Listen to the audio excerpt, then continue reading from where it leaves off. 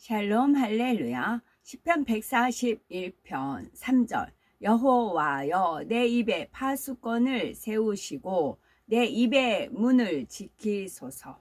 아멘. 응답과 축복의 하나님 다섯 번째, 입 앞에 파수꾼을 세우자입니다. 응답과 축복을 더디게 하는 입술의 말을 범사에 주의하여 하기 위해서 입 앞에 파수꾼을 세우는 방법에 대해서 살펴보겠습니다.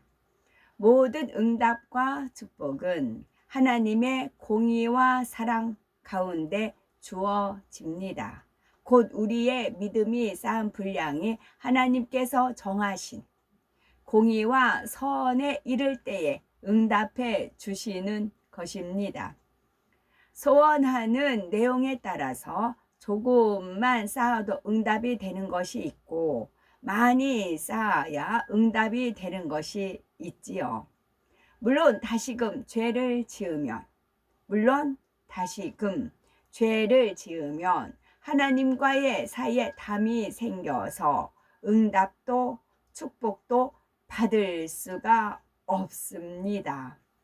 그런데 특별히 행함으로 죄를 짓지 않았다 해도 입술의 말을 주의하지 않아서 응답과 축복을 더디게 하는 경우가 있습니다.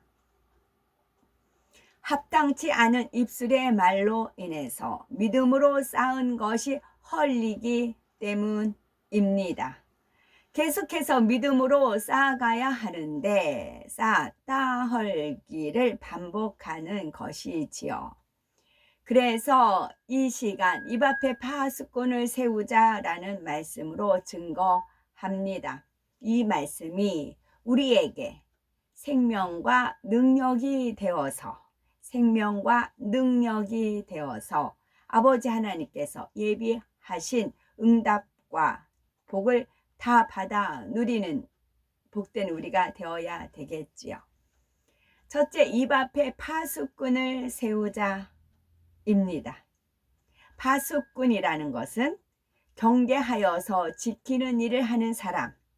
파수꾼이라는 것은 어떤 일을 한눈 팔지 않고 성실하게 하는 사람을 비유적으로 이르는 말입니다.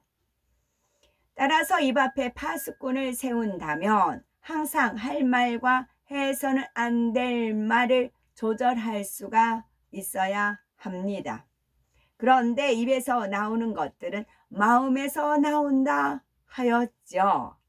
마태복음 12장 35절에 선한 사람은 그 쌓은 선에서 선한 것을 내고 악한 사람은 그 쌓은 악에서 악한 것을 내느니라 했지요. 따라서 우리가 온영으로 들어오면은 마음에 악이 전혀 없고 선만 가득하기 때문에 입 앞에 파수꾼을 세우지 않아도 됩니다. 절제의 능력도 온전히 임해 있기에 마음에서 자동으로 할 말과 해서는 안 될 말이 조절이 되지요. 때와 장소, 그리고 말을 듣는 상대에 맞게 가장 적절한 말을 낼 수가 있습니다. 그러나 영으로 들어가기 전에는 아직 마음에 악이 남아 있으므로 입 앞에 파수꾼을 세워야 합니다. 아무리 좋은 말이라도 절제 없이 하게 되면은 오히려 은혜가 되지 않거나 덕이 되지 않는 경우도 있기 때문이지요. 또한 내 편에서는 선한 의도로 말했어도 상대는 선으로 받지 못하는 경우도 있습니다. 그러므로 우리가 온 영으로 들어올 때까지는 입 앞에 꼭 파수꾼을 세워야 됩니다. 그러므로 우리가 온 영으로 들어올 때까지는 입 앞에 꼭 파수꾼을 세워야 합니다. 그러면 입 앞에 파수꾼을 세우는 방법. 그러면 입 앞에 파수꾼을 세우는 방법은 무엇인가요? 첫째로는 범사에 무익한 말을 하지 말아야 됩니다. 두 번째는 분수에 넘치는 말은 하지 말아야 합니다. 세 번째는 어떤 상황에서도 긍정적인 말, 믿음의 고백을 해야 됩니다. 자, 입 앞에 파수꾼을 세우고 싶어요. 그럼 어떻게 해야 될까요? 첫째로는 범사에 무익한 말을 하지 말아야 합니다. 말하는 자신은 물론이요, 듣는 상대에게도 무익한 말이 있습니다. 모든 비진리의 말이 무익하지만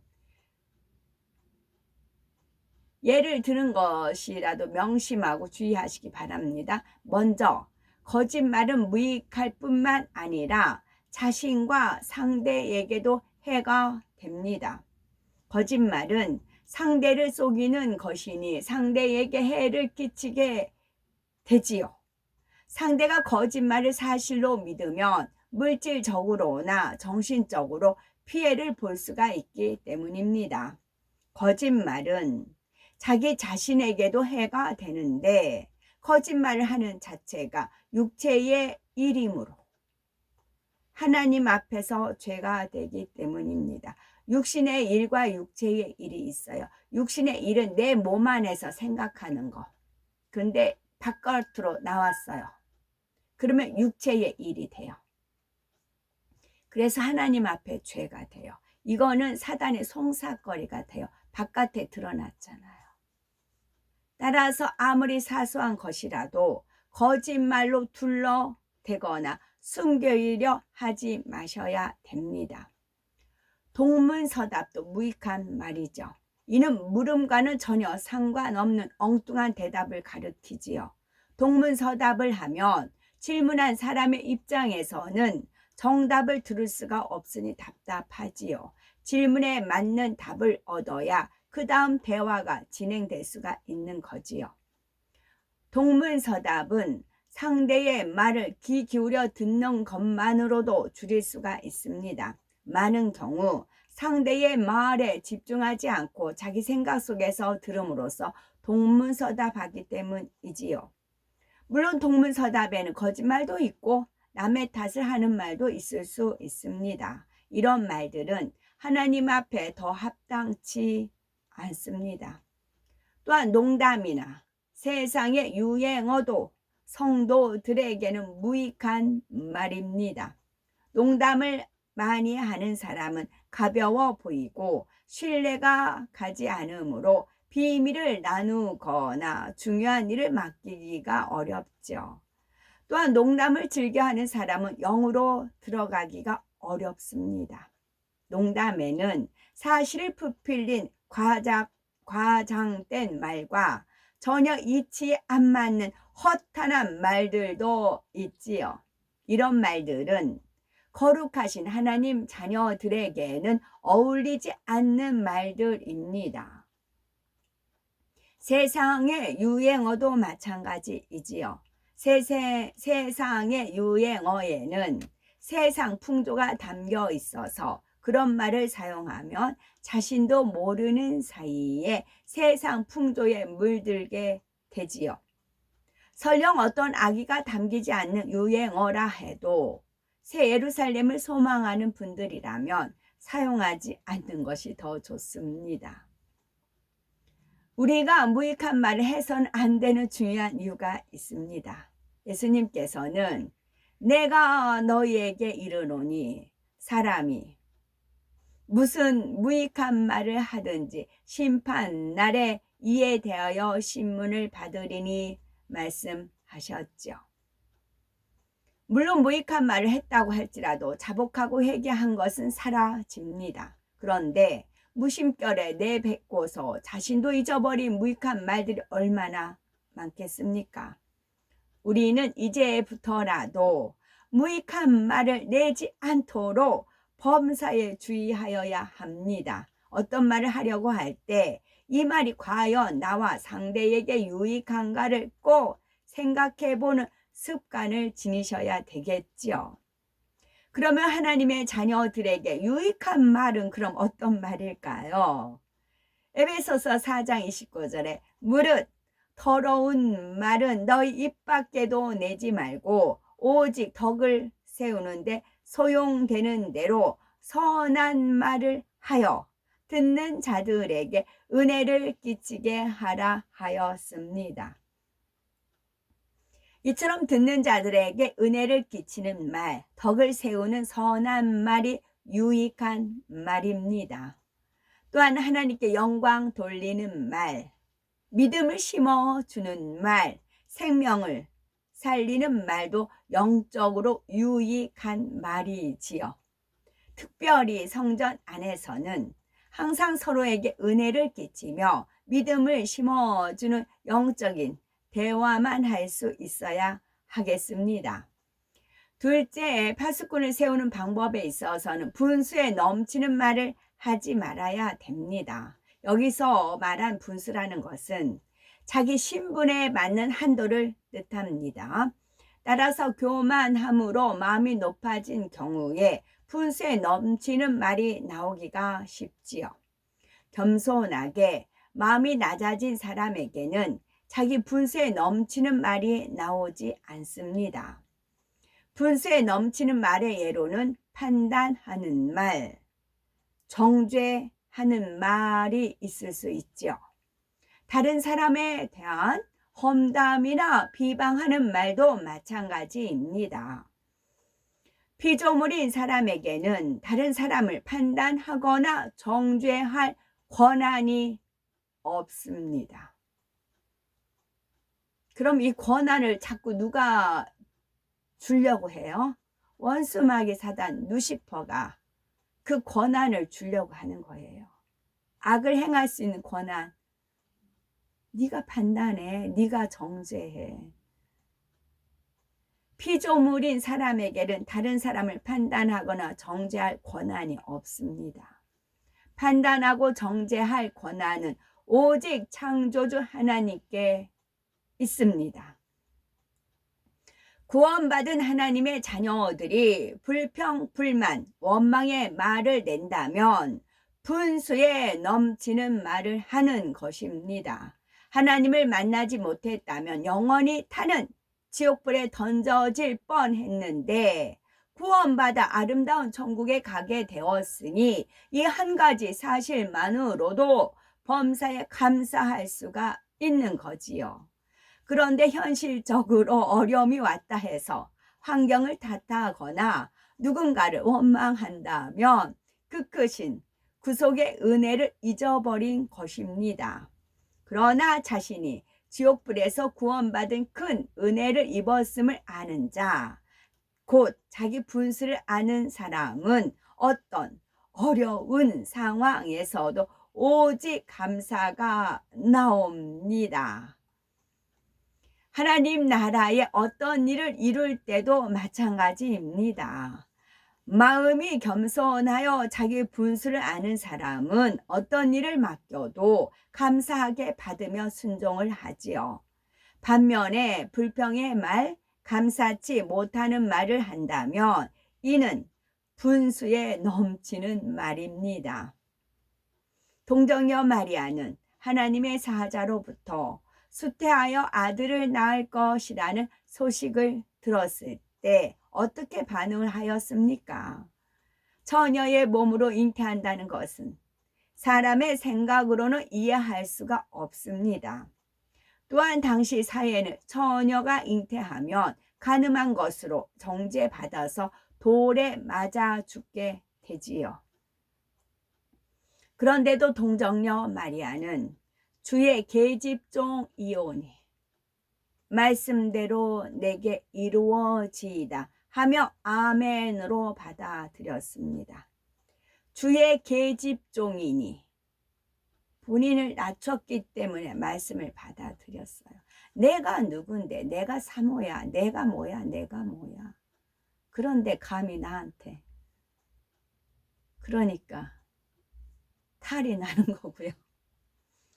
귀신 들린 딸의 문제를 예수님께 해결받은 스로보니게 여인도 마찬가지입니다. 예수님께서는 이 여인의 믿음을 드러내시고자 자녀의 떡을 취하여 개들에게 던짐이 마땅치 아니하니라 하셨죠. 즉 하나님의 선민이 아니요 이방인인 이 여인을 개에 비유하신 것입니다.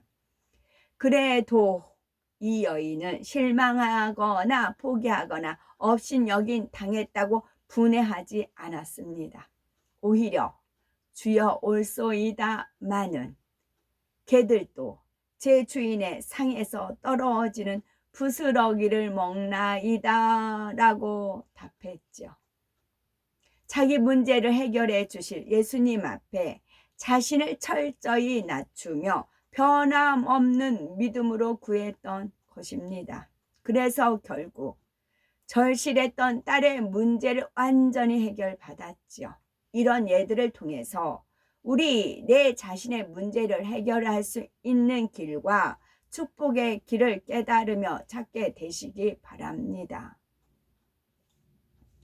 하나님은 어제나 오늘이라 영원히 변함이 없으신 분이시고 저는 저를 주관하신 분은 주 예수 그리스도님이세요. 주님의 영이에요. 그래서 어떤 상황이 부딪히면 하나님은 주님을 말씀으로 떠올려 주셔서 말씀으로 비교를 하시고 말씀으로 판단하시고 말씀으로 조명을 해 주십니다. 그래서 이 동정녀 마리아가 내가 주의 계집종이온 이런 심령 가진 사람, 또 스로브니게 여인처럼 개들에게 던짐이 이와 같은 그런 낮아진 마음, 그런 마음을 기쁘게 여기시는 겁니다. 만약 제가 이렇게 하나님 심부름하기 전에 이런 삶을 안 살았다면 자격이 없어요. 원수마귀 사단 루시퍼가 송사해요. 너 그렇게 살았어? 너 그렇게 안 살았잖아.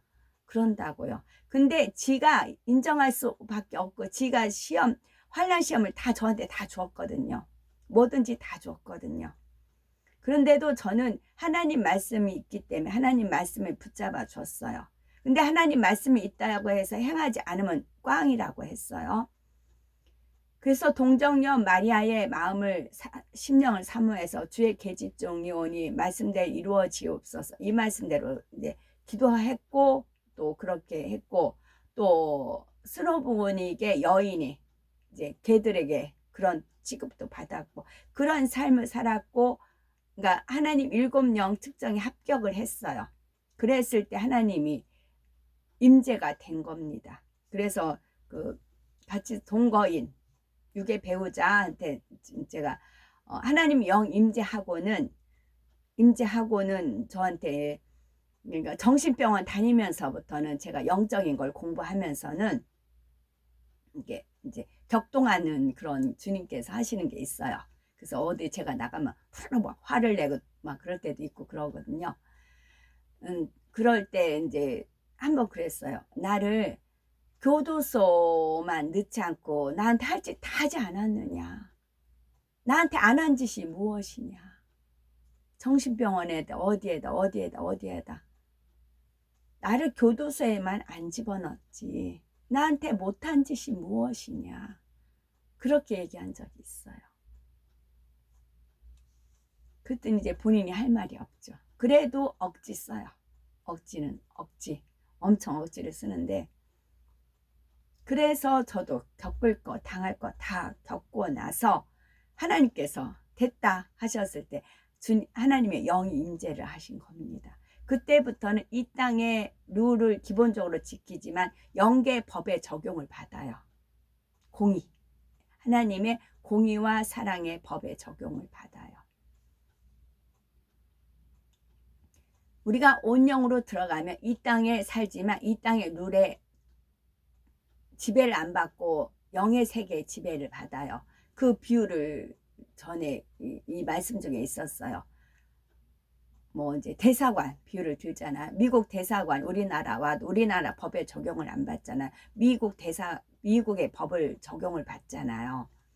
그런 식으로 온영으로 들어가면 천국의 법에 적용을 받아요. 그 차원까지 가면. 그래서 제가 돌연 그런 행동을 한다 해서 그걸 판단 정죄하게 하는 것은 루시퍼의 사주를 받은 게 확연히 드러나요. 루시퍼는 알거든요. 셋째, 어떤 상황에서도 긍정적인 말, 믿음의 고백을 하셔야 됩니다. 그래서 신령한 자는 뭐 아무에게도 판단받지 않는다. 그 말씀이 또 짝으로 이루어진 것입니다. 셋째, 어떤 상황에서도 긍정적인 말, 믿음의 고백을 하셔야 됩니다. 일상생활에서도 안 될 것 같습니다. 어려워 보입니다. 아무래도 힘들 것 같은데요. 이런 말을 사용하지 않는 것이 좋습니다. 잘 될 것입니다. 우리는 할 수 있습니다. 믿는 사람에게는 능치 못할 일이 없습니다. 이런 긍정적인 말, 믿음의 고백을 쓰는 습관을 들여야 됩니다. 부정적인 말을 입술로 내면은 듣는 사람에게도 부정적인 영향을 줍니다. 그래서 분위기를 흐리고 어둡게 만들죠. 잘해보고자 하는 의욕을 빼앗아 가며 어깨도 축 처지게 됩니다. 반대로 긍정적인 말은 분위기를 맑고 밝게 만들지요. 잘할 수 있을 것 같은 자신감을 느끼게 하며 다시 일어설 수 있는 힘을 줍니다. 잠언 18장 21절에 죽고 사는 것이 혀의 권세에 달렸나니 혀를 쓰기 좋아하는 자는 그 열매를 먹으리라 했습니다. 이게 영계의 법칙이에요. 자기가 말한 그 말의 열매를 먹습니다. 따라서 부정적인 말을 많이 하면 할수록 일이 잘 안 되고 어려워집니다. 근데 열매가 익는 시간이 있잖아요. 어떤 거 빨리 익을 수도 있고 어떤 거는 시간이 더딜 수도 있잖아요. 당장 눈앞에 보이지 않는 열매이기 때문에 자꾸 안 좋은 말을 쓰는 거예요. 그러나 그게 누적이 되면은 어느 한계선 딱 가면은 원수마귀 사단이 쌓아놔요. 쌓아놓고 하나님 앞에 송사합니다. 그리고 그 목록을 쫙 펼쳐요. 이렇게 부정적인 말, 이런 말 했습니다. 하면 하나님도 증거를 있으니까 어떻게 할 수가 없어요. 그래서 죽고 사는 것이 혀의 권세에 달렸나니 혀를 쓰기 좋아하는 자는 그 열매를 먹으리라. 그러나 긍정적인 말, 믿음의 고백을 하면 안 되던 일도 잘 될 수가 있습니다. 이런 예는 성경에 많이 있습니다. 다윗은 블레셋 장수 골리앗과 싸울 때 눈앞의 현실을 보거나 부정적인 말을 일절하지 않았죠. 오직 전능하신 하나님만 바라보고 믿음의 고백을 하며 나아갔습니다.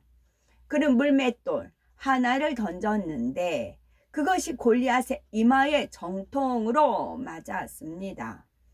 다윗의 믿음을 기뻐하신 하나님께서 이스라엘에게는 너무 어렵고 힘든 전쟁에서 쉽게 이길 수 있게 해 주신 것이죠. 이와 반대로 부정적인 고백으로 비참한 결과를 맞이한 사람들도 있습니다. 출애굽 1세대 중에서 가나안 땅을 정탐했던 12 정탐꾼 중에 10명이 그랬습니다. 하나님께서는 이스라엘 백성, 그러면 이게 20%죠. 2명. 몇 프로인가요?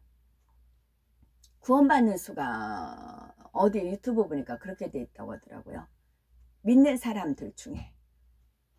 하나님께서는 이스라엘 백성에게 여러 차례 젖과 꿀이 흐르는 가나안 땅을 너에게 주리라 약속하셨습니다. 그런데 가나안 땅을 탐지하고 온 정탐꾼 중에 10명이 부정적인 고백을 늘어놓았지요. 이러한 정탐꾼들의 부정적인 보고는 금세 백성 대부분에게 악영향을 끼칩니다. 절망적이고 암울한 생각을 갖게 하고 이어서 탄식과 불평과 원망을 하게 되지요. 그런데 이런 가운데서도 여호수아와 갈렙은 긍정적인 믿음의 고백을 합니다. 우리들은 현실의 문제가 어렵고 힘들수록 여호수아와 갈렙이 되셔야 되겠죠. 하나님께서 우리를 기뻐하시면 된다. 하나님께서 우리와 함께 하시면 된다. 믿음으로 긍정하는 고백을 함으로써 응답과 축복을 받는 우리여야 됩니다. 잠언 13장 2절. 사람은 입의 열매로 인하여 복록을 누린다 하였습니다. 사람은 입의 열매로 인하여 복록을 누린다. 이제 입 앞에 파수꾼을 세우고 입술의 문을 더 잘 지킬 수 있어야 되겠고, 그래서 모두가 응답과 축복을 받아서 아버지 하나님께 영광 돌리는 우리가 되셔야 되겠습니다. 그래서 만일 누가 말하려면 하나님의 말씀을 하는 것 같이 하셔야 되겠죠. 아멘.